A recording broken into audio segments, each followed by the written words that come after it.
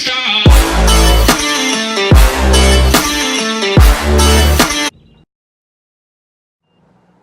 Hey there! How about a car with some actual legroom and some actual speed?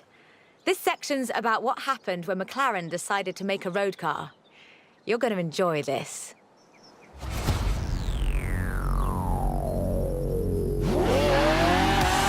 The track and the road have very different requirements. For McLaren, that was a challenge they were more than willing to embrace. In 1988, they set out to create the finest sports car the world has ever seen.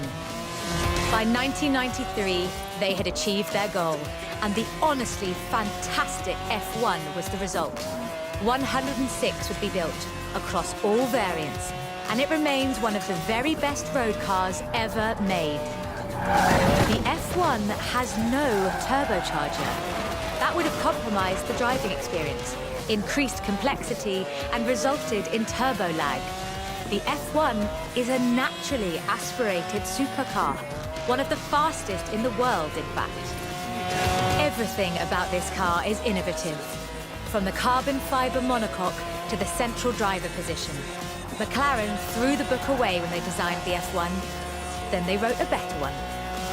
The F1's monocoque chassis is incredibly lightweight, only 100 kilos all told, which posed a significant challenge because carbon fiber and fiberglass aren't great insulators.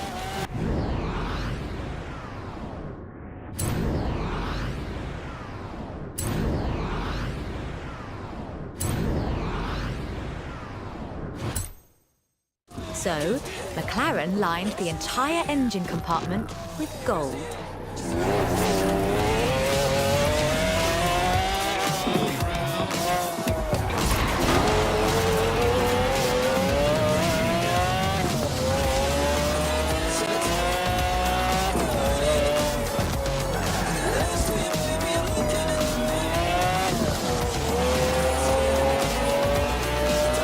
In 1998, the F1 prototype set the world record for fastest production car, a record that would stand for 2 decades until the Koenigsegg CCR claimed the crown. McLaren's racing heritage is so deeply ingrained in this machine that they took it to Le Mans in 1995 and faced off against purpose-built racing machines, and won.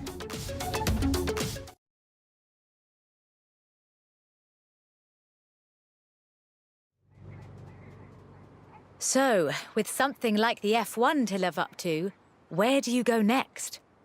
Well, you throw the book away again and write an even better one. The result is the McLaren P1, a hybrid electric sports car that stands head and shoulders above the F1. The P1 GTR will hit 60 miles an hour in 2.4 seconds. That's 0.7 seconds faster than the F1. That's an eternity for a supercar.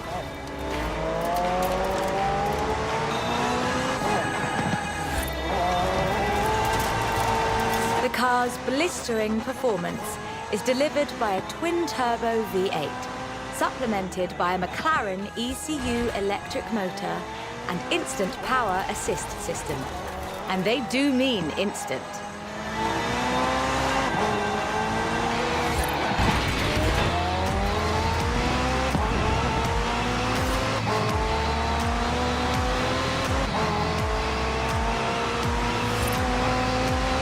Remember those problems with turbo lag? McLaren solved that with the hybrid drive. While the turbos build pressure, the electric motor drives the wheels. No turbo lag, just torque. And because it's a hybrid, it has an all-electric range. Running on batteries alone, that's 6.2 miles. A bit more if you're going downhill.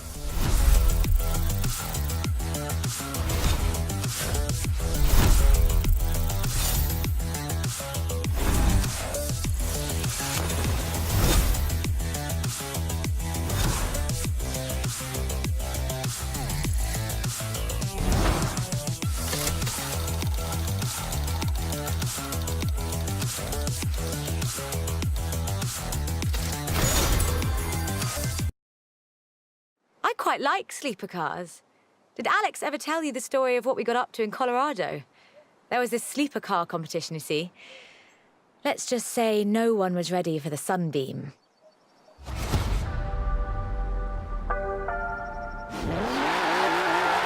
Lotus never quite let go of the upgrade game. So in addition to building their own supercars, they upgraded cars from other marques too. The Lotus Carlton was one such aftermarket upgrade. Lotus took a respectable four-door Vauxhall saloon and turned it into a supercar. From the outside, there are a few signs that this is something special. Wider wheel arches, that sort of thing. But under the bonnet, that's where the magic starts.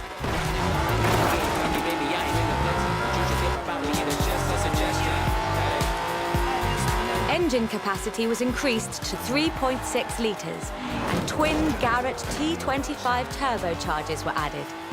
The engine block was reinforced, and new crankshafts were forged by Opel and machined in Germany.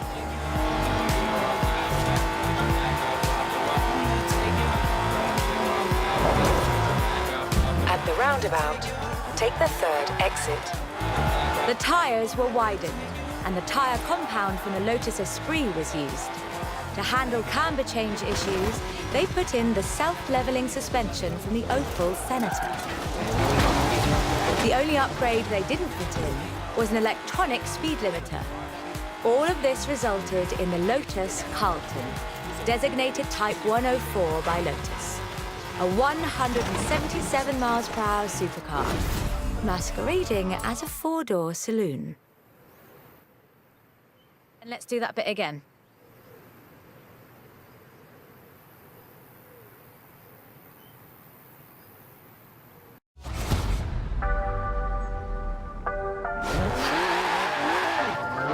Lotus never quite let go of the upgrade game. So in addition to building their own supercars, they upgraded cars from other marques too. The Lotus Carlton was one such aftermarket upgrade. Lotus took a respectable four-door Vauxhall saloon and turned it into a supercar. From the outside, there are a few signs that this is something special. Wider wheel arches, that sort of thing. But under the bonnet, that's where the magic starts. Engine capacity was increased to 3.6 litres, and twin Garrett T25 turbochargers were added. The engine block was reinforced, and new crankshafts were forged by Opel and machined in Germany.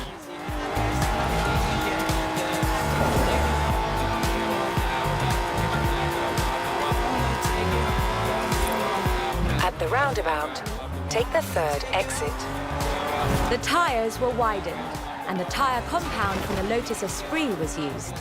To handle camber change issues, they put in the self-leveling suspension from the Opel Senator.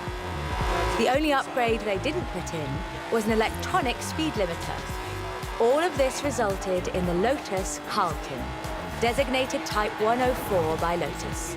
A 177 miles per hour supercar, masquerading as a four-door saloon.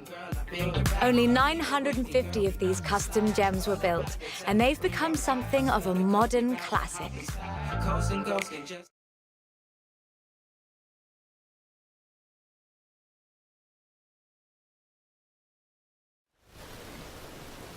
The Lotus Carlton was an example of how to turn a saloon into a supercar. But that's not the only thing Lotus got up to.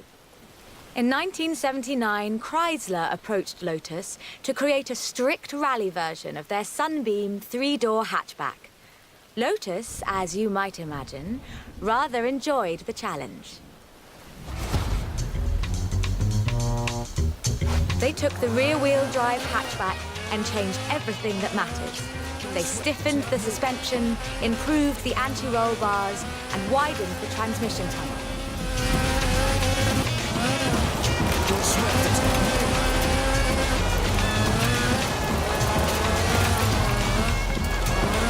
performance was increased by fitting a 2.2-litre version of the Lotus 911 slant 4-cylinder engine, resulting in an impressive 250 brake horsepower, up from a meager 105 on the original.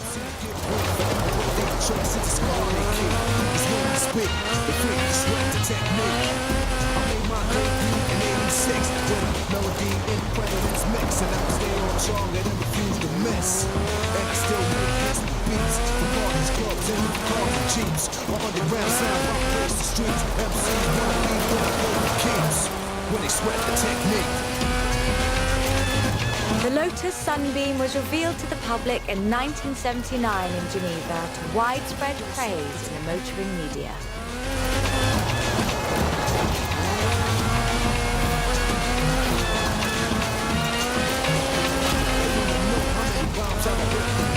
Researchers not found all questions. Scientists try to solve the context. Philosophers are wondering what's next. Since the church arrived to observe, they couldn't they get conserved. More importantly, the Lotus Sunbeam saw racing success too. In 1980, Henri Toivonen won the 29th Lombard RAC Rally in his Sunbeam.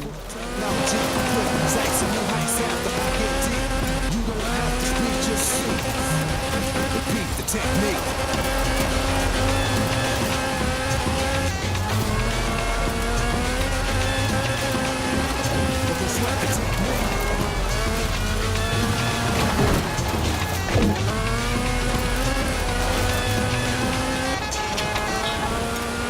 It almost makes you wonder if Lotus should do more conversion.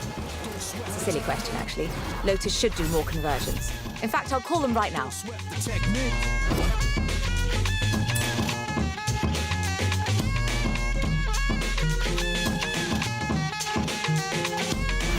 I speak indiscreet, cause talk is cheap. Then I get deep in the beat, think complete. Pole with physique, never weak or obsolete. They never grow old, techniques become antiques. Better than something brand new, cause it's original. In the wild, style I have much more value. Classical, too intelligent to be radical. Masterful, never irrelevant, mathematical. Here's some soothing souvenirs for